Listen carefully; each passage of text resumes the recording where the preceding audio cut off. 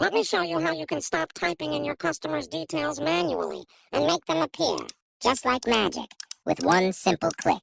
The first thing we need to do is to create a dynamic drop-down list that updates automatically whenever new customers are added to our master sheet, which contains all the details of every customer. To achieve this, we can use the unique function and reference the customer name column. Next, we'll return to the cell where we want our customer names to appear, click on Data, then Data Validation, and select List. In this section, reference the entire spilled range by clicking on the cell containing the formula and adding the hash sign right next to it.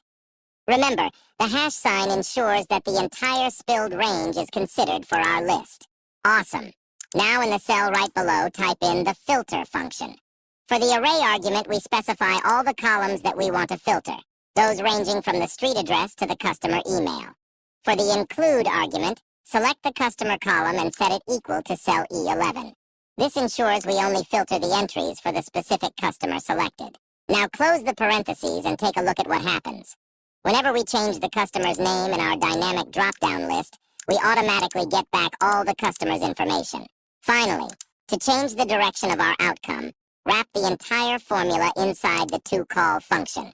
And there you have it, all your customer's information with just one simple click.